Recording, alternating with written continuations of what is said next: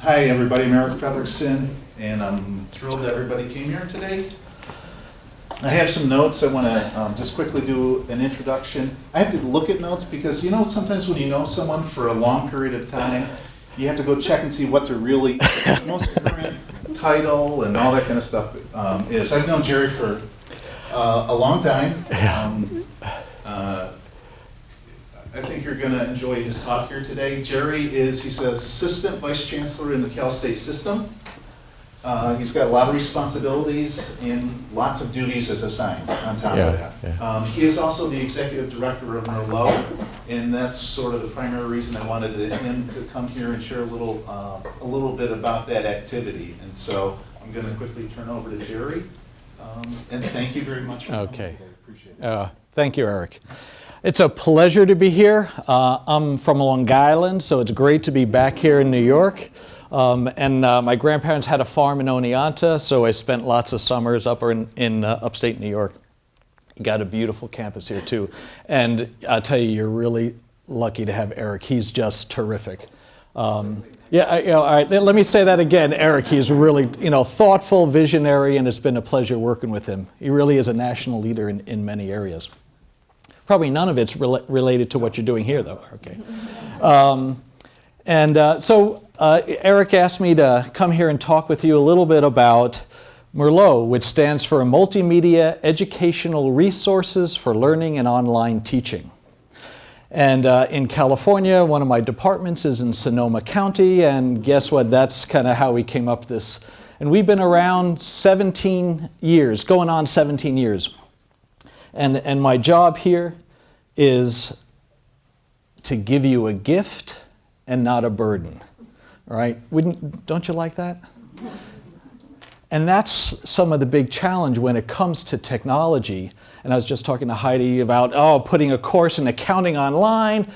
Man, this is a whole lot of work. How can someone give you a gift, right? When your department chair came to you, did you say, oh, thank you very much. This is a wonderful experience, right? Anybody else have that experience? Eric's coming to you say, oh, why don't you try this out? Why don't you try that out? And part of a gift is understanding the needs that individuals have to do your job well. And what we try to do in MERLOT, and what I try to do in the Cal State system, where we have 23 campuses, 430,000 students, all living in peace and harmony, agreeing on everything, right? Is try to figure out what are the needs that people have. That then I can say, how does the technology enable them to do their work more successfully? And they actually say thank you, right? All right? Because that's really what you want to be able to have in a learning process of people saying, here's what I have to offer. And whether it's a student saying, thank you, this really helped me. Or you're in the libraries and someone says, oh, thank you, you really helped save myself time, or I can do a better job now. And so what I'm going to just ask you real quick here is, Eric forced you to come here. I know it's a tough thing, and certainly lunch helps kind of motivate people to come here. But what are some key questions that you have, and we just do it just a few minutes, on why you're here and what are key questions that you would like answered before you walk out the door? You had to come here for a reason. Libraries, yes. I'd like to know how I can embed myself in online courses relevant to my subject. Embedding as a librarian into the online, and why the heck would you want to do that? So people have an easy time finding. Discovery of content is an essential element, and it has to go on an ongoing basis. It's not just what you do right ahead of time in preparing for the course, but can you build in tools to allow the discovery to occur continuously? I was talking to Maria, right? Teaching stat, 300 students, right? Time on task. How do you get them to have an experience of learning to use statistics, to do different things, where it's not all through you? How technology can help you do that. Any other things? Yes?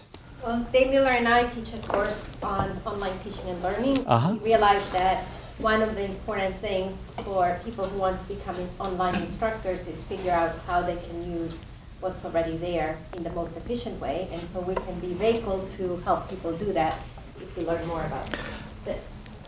Time that you have is an essential commodity, and saving time on the discovery side, why libraries are so important, is that then you can spend the time on your critical skills of teaching people how to design a course for an effective process if you can reuse materials.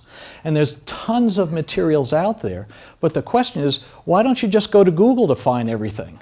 Or go to iTunes, and look for all the newest mobile apps?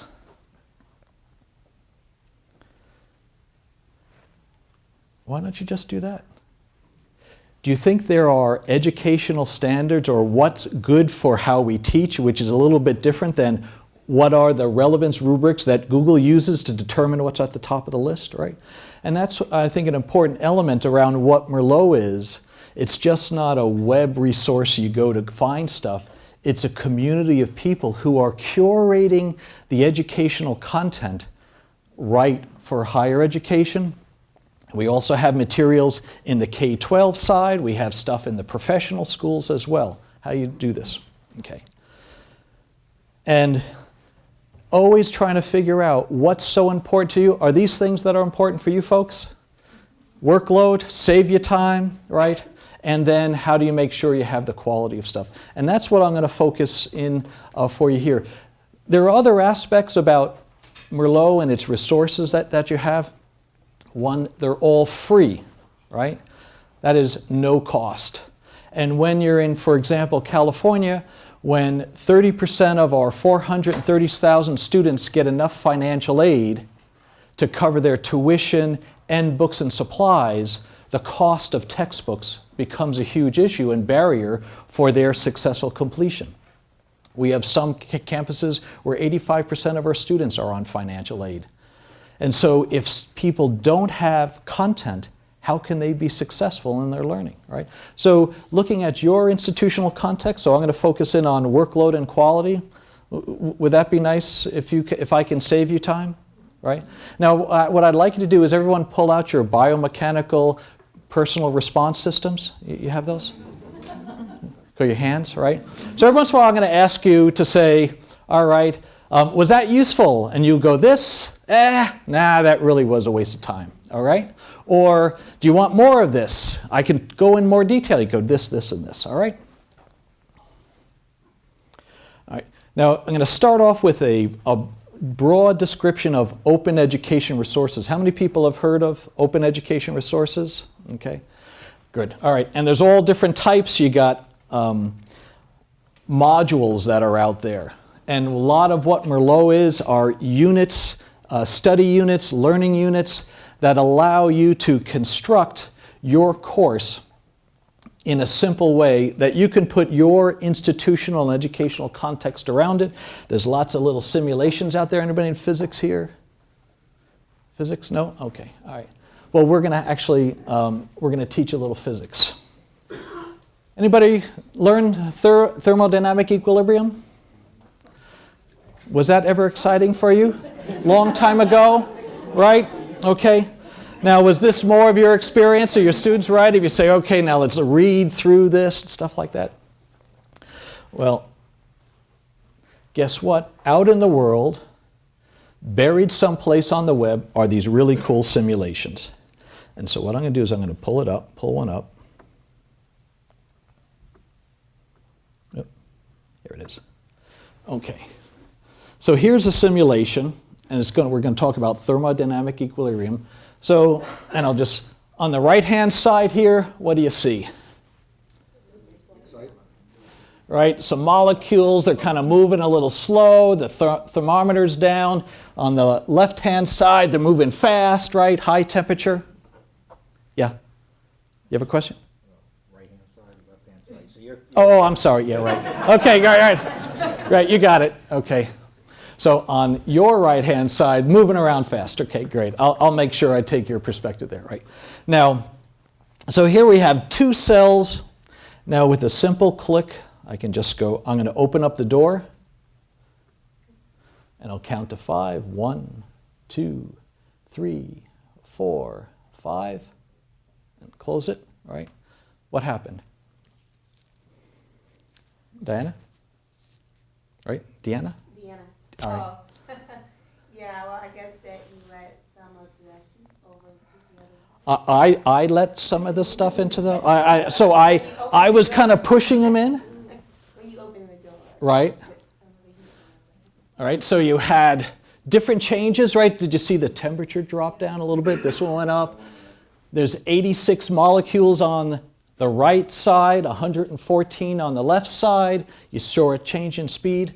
So in 5 seconds, you can begin to get a sense of temperature, changes, dynamic, and suddenly moving to equilibrium. Now the other aspect, you see the 86 molecules to the 114? So what happened there? So temperature evened out, but also what happens? There's more molecules on one side than the other. Isn't that changes in pressure now? You ever open up a door, and you never have temperature gradients in Rochester here, inside the building and outside, right? What do you ever feel? You ever feel the wind? Whoosh, right? Well, thermodynamic equilibrium is just how you're going from a hot to cold, and you're going to get changes in molecules flowing from one cell to another, right? So why do you have double doors all around here, right? To help moderate these cells, right? Now, something like this, literally in just a few seconds, we can begin to understand thermodynamic equilibrium because you have a multimedia application that can communicate, can represent a dynamic system. That all the words in the world would make it very difficult to communicate, right? And so when you're looking at how do I get my students to understand whatever this dynamic phenomena is, how do you find materials like this that can allow you to teach and them to learn in quick and efficient ways, right? The other aspect, do you have international students here? Is English always their primary language? Do I need to say much of what's going on for me to play with this? Right? The ability to communicate with visual language, in a sense, allows a lot of people to play. And you can start this all over, and you can run little experiments, right? You can set in this tool, you can set it up at different temperatures, you can do all types of things, start doing some inquiry-based learning, testing hypotheses of how, if I start off at different temperatures, how quickly will I reach equilibrium, right? All these questions you can give a student and have them play all night long until they come up with an answer, right?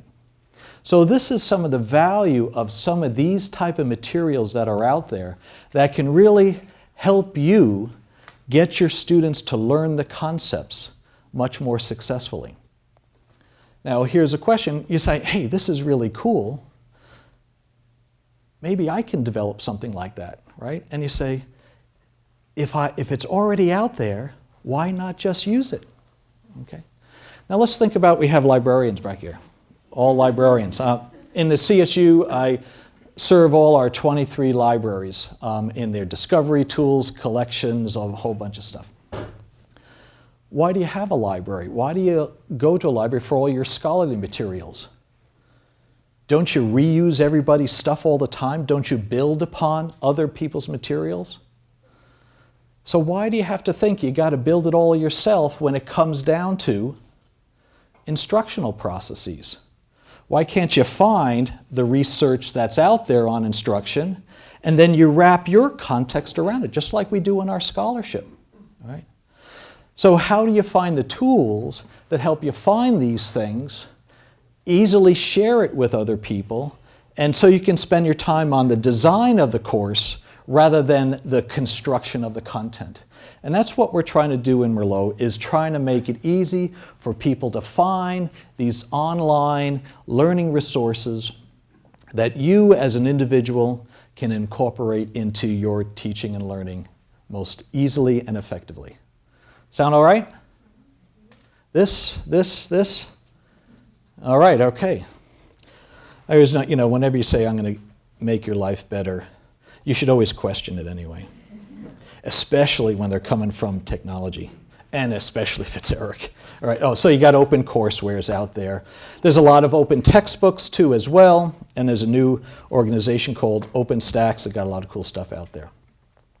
Now, one of the things around when we're looking at these tools that are out there, these libraries that are out there, we use other people's resources all the time when we think of our scholarship, research, and creative activities, but it's often a different kind of thought about, I have to do it all on my own when it comes to teaching my course, right?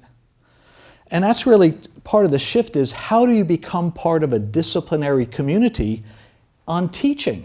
We do it in our research all the time. Well, why is it so different? Why don't you connect with your colleagues on the teaching side? And I think this is something that we're going to emphasize on how MERLOT works. So this is the web page, and now I'm just going to go to the website.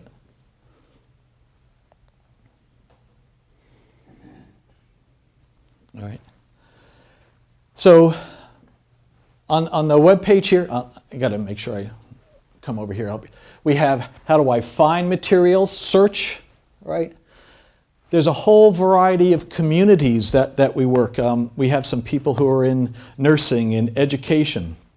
Next Gen Science Standards is an important issue. How do you teach with that? Ed leadership, I think, is one of your areas. Sometimes there are communities of people who have a very specific focus. How do you curate themselves? Wouldn't you like to have your own bookshelf in the MERLOT library of your stuff that you can keep up there in the cloud? How many people have bookmarks on your browser? How many people know what half of them are? Right, you know? Because they're just all these links. So if you can organize them, annotate them, create them for yourself. We'll talk about, again, the My MERLOT things. How do you create some stuff? We'll talk about those tools, adding to the collection, a whole variety of things. So now I'm just going to go show you how it works. So the first thing we go is we can search materials. How many people like to browse the library? Kind of walk through the stacks, right? You got the smell. Eric showed me your stacks back there and stuff like that, right? Well, you can do the same thing with MERLOT. You can put in a key search term, or you can just go, let's go browse. So one of the things that you have in MERLOT is on the left-hand side here, you have all the major topic areas within a discipline. And let's just go, I know we have, you have your School of Medicine, nursing, things along. So I'm going to go on the biology side. So you can hit your topic areas. What's my area? Now I can go, let's say I'm going to go to biology. So we have 3,159 materials in biology. All right. And one of the things I'm going to show you here is, here's your, in a sense, your library catalog of descriptions, what it is. We have simulations, collections, all types of materials. MERLOT also has editorial boards. We have 23 discipline-based editorial boards that are reviewing the materials in the collection and evaluating its quality of its content, its pedagogical effectiveness, and its ease of use.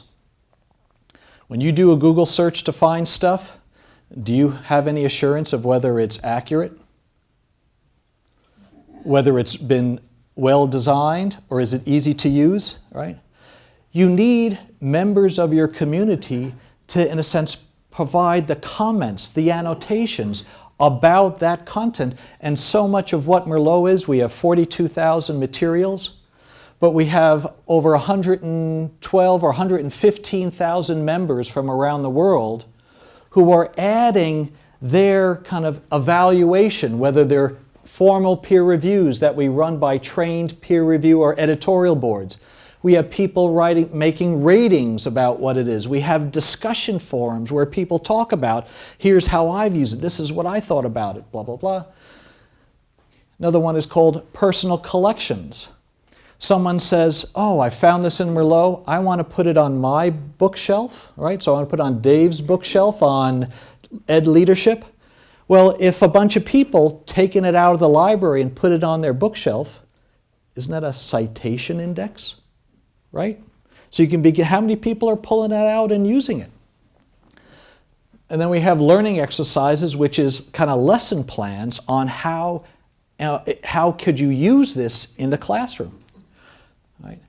Now, what we do in MERLOT here is try to leverage the whole community of users out there to share their expertise so you're not alone in trying to figure out this stuff. Right? Now, one of the questions you're going to ask here is, can I get everything I want in MERLOT? No. Okay? This is a community developed collection, and you're not going to always find something that's exactly what you want. And I love libraries, I work with them all the time, but do you always find exactly what you're looking for in the real world, in your research and scholarship? Do you ever go to the library and find out the book's been checked out and you got to wait, right? So sometimes I'll just say your expectations of perfection of an online resource should be, I'll say, lowered. You want it to be really good, save you time, but realize you're not going to get everything you want, and you might get something that's 80% there. And my feeling is, if I can save you 80% of the time, that's better than nothing and starting from scratch. You might find something you didn't even know you wanted. Right? And that's why browsing is a really useful process. So, and here, let me just, again, show you a little example here about how some of this works.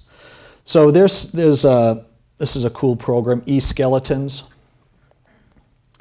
And here's an example of,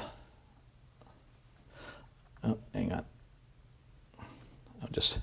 So the other aspect about what we catalog in MERLOT, you can have one material that's in biology, evolution, or it's been used in science and technology, communication disorders, or education. And so we have some in education. So you can catalog all these materials for multiple uses, and you can help learn and discover these things. What if I want to find other materials in evolution?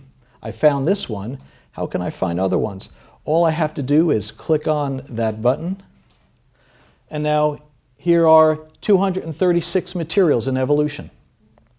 So simply browsing by subject category, real simple things to do. Let me go back.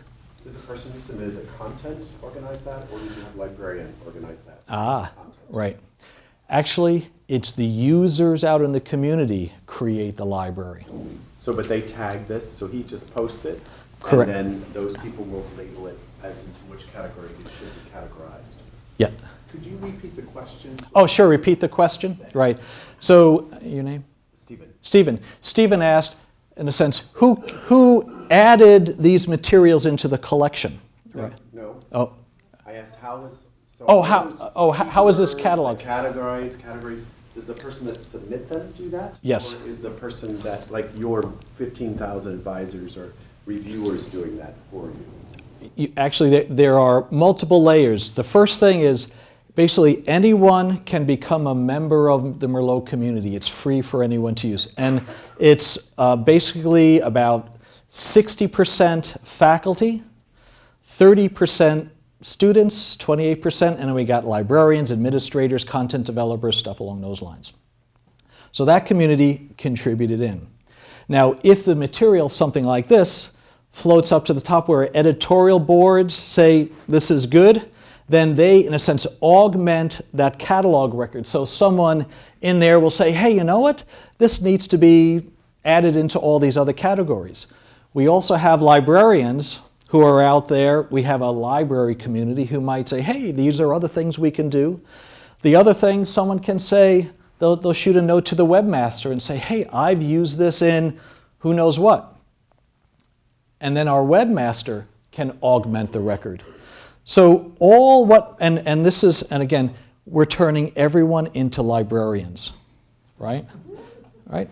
Okay? Because we all need how to catalog things, and in order for us to share it, you got to organize it. Was that helpful? Did I answer your question? Right, and that's what Google did, right? That's how Google took over, because it organized the way it presents information. Well, so that's what I'm asking is, that's a lot of work. That's a whole company. And so who does the organization of this work? right? And it is a worldwide community, and I'll get more into what the community, but actually what Google does is does content discovery on what's on the website using a complicated relevance rubric to determine your hit. What we create here are fixed categories. Who kind of categorize this stuff? It's faculty who decide, who teach in the discipline, say here are the topic areas, how we want to organize our content. So the biologists organize this, communicative disorders organize that, teacher ed organize those. So that's why the taxonomy is driven by what we think are important categories rather than kind of the emerging wordles that come out of these things that Google is using. So these are, in a sense, more of a library instead of MARC record. You have kind of these type of learning object records. All right, was that helpful? Yep, okay, all right. Now, some of the other aspects here, you can say, so I'll just quickly give a sense of what peer reviews are. So here's a case where we have the quality of the content.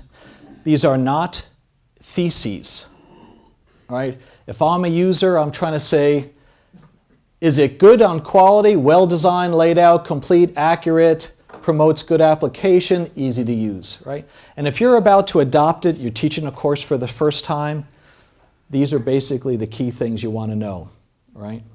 And so we have our editorial boards do this, and we actually train our editorial board members to apply these because we actually want inter-rater reliability on our quality evaluation. So this is an important aspect of what we bring to the table as well. And if you have any questions, about this, just let me know.